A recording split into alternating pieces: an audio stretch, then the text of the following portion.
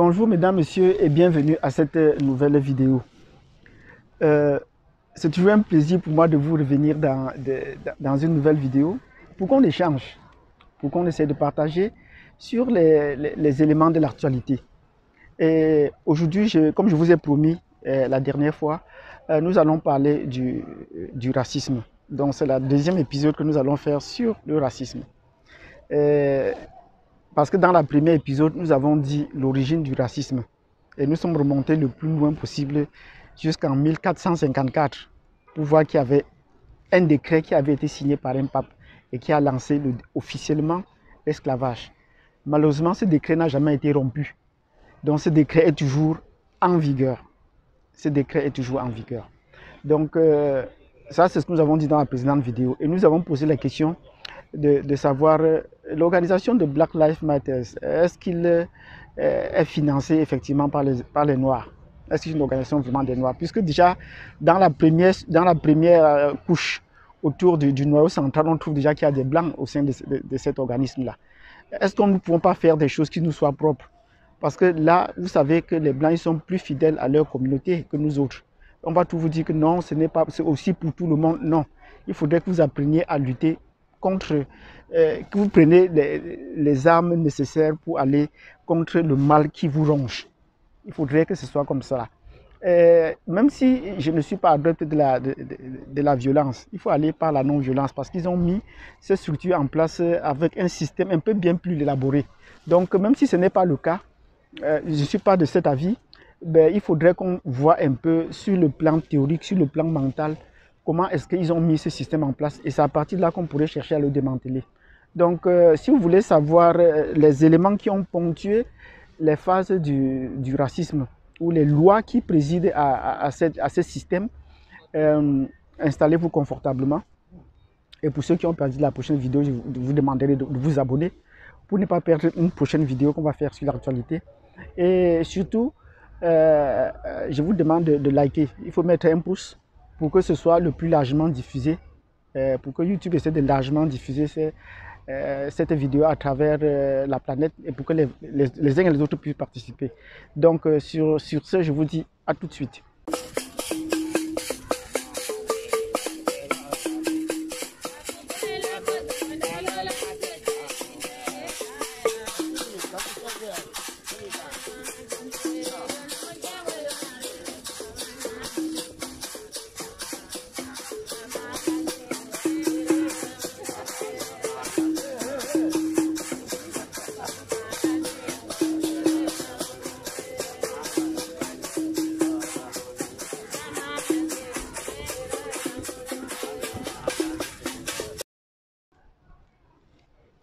Bienvenue donc sur cette chaîne YouTube. C'est un plaisir pour moi, comme je le dis toujours, de partager avec vous sur les questions de l'actualité. Et aujourd'hui, nous allons parler du racisme et de ses manifestations. Donc une fois que le racisme avait déjà pris corps et qu'on a lancé qu'il fallait arrêter, que les Blancs ont la possibilité, ont le droit et la possibilité d'arrêter les Africains et de les esclavagiser, l'esclavage a donc commencé à prendre corps. Tous les Noirs qui avaient en Europe ont été ramenés sur les colonies, ont été ramenés dans les territoires d'Amérique. On les a ramenés. Voilà à partir du moment où... Parce qu'avant, jusque-là, tout le monde vivait en Europe sans problème. Il y avait des Noirs qui occupaient des fonctions importantes, ils étaient là. Et la conquête arabe a encore renforcé la présence des Noirs parce que c'était eux qui sont venus du désert et ont occupé toute la zone méditerranéenne. Mais à partir de ce moment, quand on va dire qu'il faut arrêter les Noirs, quelqu'un va dire j'ai un noir ici, on va les exploiter. Il se pourrait même qu'à une certaine époque, avant le début de cet esclavage-là, il y avait un nombre assez important de noirs en Espagne et au Portugal. Parce que chaque enfant qui grandissait, on lui trouvait déjà son esclave pour s'occuper de lui. Et ça ne peut pas continuer comme cela. Donc à partir du 15e siècle, on va déjà commencer par expatrier, par enlever tous les Noirs en Europe pour les ramener en Amérique. Donc, comme certains Espagnols, les Portugais prenaient parfois ils sont beaucoup mixés avec les Noirs. C'est pour ça qu'on trouve beaucoup de métissage dans leurs colonies. Certains y ramenaient plus d'abord en Europe avant de faire escale vers l'Amérique. Donc voilà un peu le cheminement. Donc à partir du 15e siècle, c'est l'esclavage qui va régner. Ils avaient le droit absolu sur les esclaves, de vie ou de mort, vous le savez. Et cet esclavage va durer donc de 1454 jusqu'en 1865. Il faut bien qu'on retienne la date de 1865. Donc voilà la période. Donc si on compte bien, ça va faire 1454, 1500, 1600, 1700, 1800. Donc ça va faire 4 siècles d'esclavage exactement. Ça va faire 4 siècles d'esclavage. Donc en 1865, aux États-Unis, il faut bien le préciser, aux États-Unis, on va dire qu'il faut abolir l'esclavage.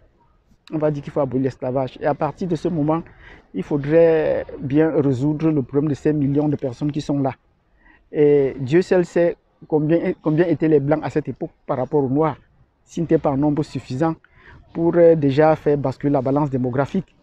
Donc ces millions de Noirs qui travaillent dans la plantation vont être libérés, ils vont trouver, certains Blancs vont trouver que ça devenait une sécurité, une insécurité de laisser les Noirs vagabonder. Parce qu'il faut prendre ça, parce qu'ils n'avaient pas de ressources. Et où est-ce qu'ils devaient aller? On ne les a pas donné les terres, on ne leur a rien fait. Où est-ce qu'ils devaient aller à partir de 1865? C'est alors qu'ils vont élaborer la loi du vagabondage.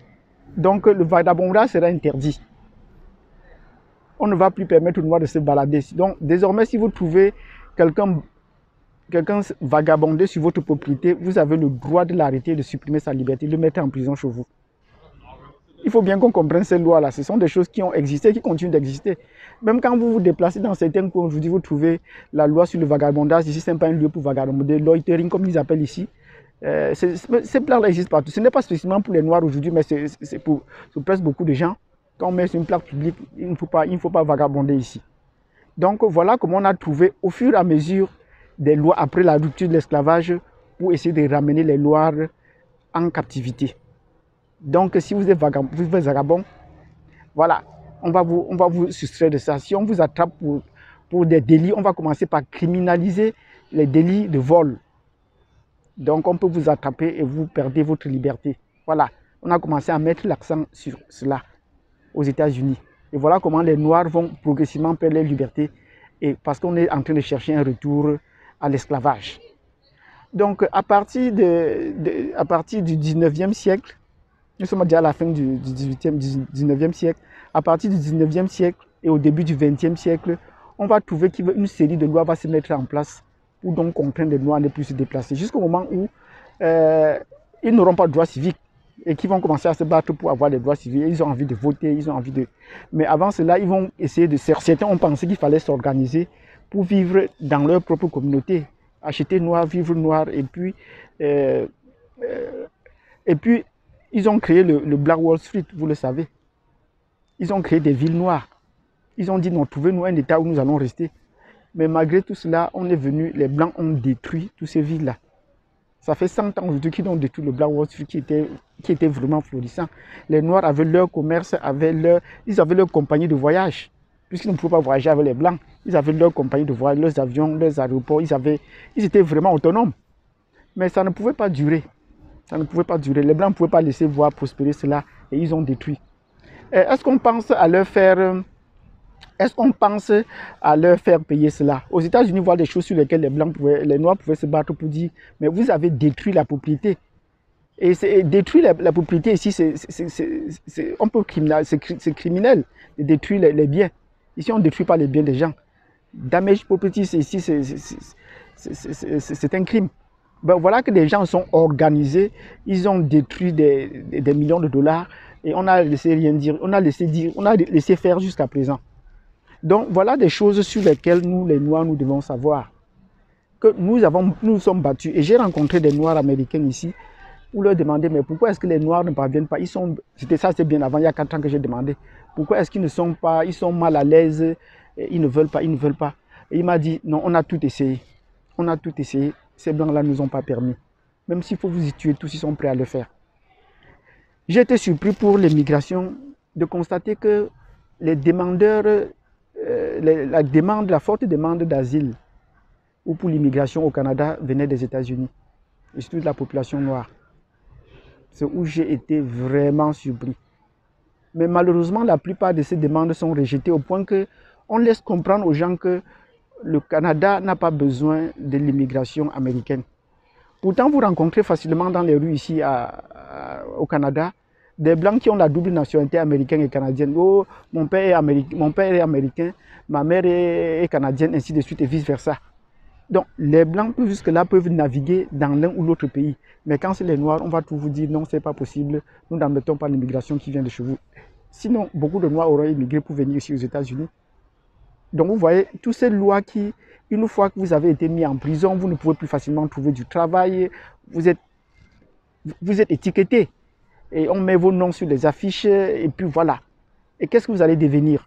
Dès qu'on sent que vous vous orientez dans un secteur, par exemple, comme la drogue, soit pour consommer, et on essaie de criminaliser. Si on vous trouve avec de la drogue, vous êtes passible d'une peine de prison. Et à la sortie de la peine de prison, que voilà, vous ne pouvez plus trouver un emploi décent, vous allez travailler dans le noir. Voilà, des choses comme ça. Au Canada, c'est les Blancs qui se battent pour instituer la drogue. La drogue est illicite ici au Canada. Chacun peut fumer, on fume la drogue ici. Il y a les boutiques de drogue qui sont ouvertes ici partout. Et même lorsque j'ai pris l'avion pour aller aux États-Unis, je me suis rendu compte qu'à l'aéroport, c'est déjà bien écrit qu'à partir de ce lieu-ci, la drogue n'est pas permise. Donc si vous entrez aux États-Unis, sachez que la drogue est criminelle, c'est bien écrit. C'est bien écrit. Donc aux États-Unis, vous pouvez fumer votre drogue, l'utiliser. Les gens ont dispensé ici pour acheter la drogue. Mais une fois que vous franchissez la frontière des États-Unis, non. Parce que là, les grands consommateurs de drogue, peut-être du côté des Noirs, c'est criminel. Dès qu'on vous attrape, on fouille la drogue, voilà, c'est criminel. Voilà des lois qu'il faut se battre pour changer. Et nous disons, si nous les Noirs, nous voulons changer le système, il faut d'abord commencer par bien comprendre le système. Ce n'est pas de s'opposer violemment à eux, non. Même quand ils sont venus en Afrique pour essayer à la fin de l'esclavage, ils ont commencé la colonisation. Si peut-être on les permet, ils se sont choisis que on devait mettre fin à l'esclavage. Ils ont dit, bon, retournons maintenant en Afrique, on va les esclavagiser sur leur propre territoire. Et ils ont élaboré ça de façon savante. Par exemple, pour venir en Afrique, ce ne sont pas les militaires qui sont venus les premiers en Afrique. Vous pouvez bien deviner. Les premières personnes à venir en Afrique dans cette mission-là, c'était les missionnaires évangéliques. C'est eux qui étaient les premiers. Ils sont venus travailler la conscience des gens. Ils sont venus vous amadouer. Ce n'est que plus tard que les militaires sont venus. Et même quand les militaires et les prêtres, les pasteurs étaient sur le terrain, les pasteurs leur disaient toujours que nous, on n'a rien à voir avec l'administration. Pourtant, ils collaboraient essentiellement. Ils collaboraient. Si vous faites la confession à un prêtre, ben, le lendemain, il va aller dire chez l'administrateur. Ils savaient comment se rencontrer. Donc, voilà des situations que nous devions prendre en considération lorsque nous parlons du racisme. Donc, des lois et des mécanismes ont été mis sur place pour contraindre mentalement le noir à fonctionner comme ça. Et dès qu'il y a chaque fois dérapage, souvent on arrive à des cas de mort quand vous vous excitez. Donc, c'est par les lois. J'ai dit ici, dans d'autres vidéos déjà, que la meilleure façon pour essayer de comprendre ce système, parce que nous les Africains qui arrivons, on ne nous permet pas tellement de comprendre le système ici, les lois. On attend dès que vous tombez sur le coup de la loi, on vous sanctionne, on dit qu'à partir de ce moment, vous allez connaître la loi. Alors que quand c'est les autres Européens, sur le coup de la loi, ah, vous êtes nouveau, bon, sachez que désormais ça ne se fait plus comme ça, et on vous donne un avertissement. Mais quand c'est un noir, non, on vous donne la sanction, on dit que non, vous allez, à partir de là, c'est après avoir payé que vous allez savoir. Donc voilà comment ça se passe. Donc nous, les Noirs, nous ne sommes pas permis de pouvoir accéder à ces lois-là ou de pouvoir nous défendre sur les principes de la loi. On vous dit seulement que vous n'êtes pas autorisé à faire telle chose. Mais on ne vous dit pas que voilà la loi qui a derrière pour vous protéger, pour vous défendre. C'est la raison pour laquelle j'ai demandé que nous, les Noirs, même venus d'Afrique, nous devons connaître le système. L'assurance juridique, on n'en parle pas. J'ai déjà assez parlé de ça. S'il y a des gens qui viennent comprendre parler de l'assurance, ils peuvent tout m'interroger à asianiafri@gmail.com. On va encore parler, ils peuvent me prendre mon mail et on va encore reparler de cela. Vous me fouillez dans mes précédentes vidéos pour voir des vidéos que j'ai faites là. Comment est-ce que nous les Noirs devons apprendre les lois pour pouvoir intégrer le système et le changer de l'intérieur. Pour le moment, nous sommes très mal barrés sur le plan de la force. Nous ne pouvons pas engager une confrontation avec, ce n'est pas possible. Nous ne pouvons pas engager puisque beaucoup de nos frères sont déjà pris dans ce système-là. Bon, je ne voudrais pas être très long dans cette vidéo. Merci de m'avoir suivi jusque-là. Si vous avez apprécié cette vidéo sur les manifestations du racisme, sur la phase 2, maîtriser les lois, comprendre leurs lois et les maîtriser. Et si vous ne pouvez pas rentrer à l'école pour les lois, prenez une assurance juridique. En étant avec un avocat, il peut vous expliquer les méandres de la loi ou des questions que vous posez de temps en temps sur les agissements à faire ou à ne pas faire. Donc voilà une autre stratégie pour pouvoir comprendre le racisme et le démanteler et pouvoir passer entre les mailles du filet, comme le font les Asiatiques, comme le font les Latino-Américains. Voilà, les gens qui sont un peu bruns, qui ne sont pas totalement blancs comme eux. Je vous remercie de m'avoir suivi jusque-là. Mettez-moi un like, abonnez-vous et cliquez sur la cloche de notification et vous donne rendez-vous à la prochaine vidéo. Merci.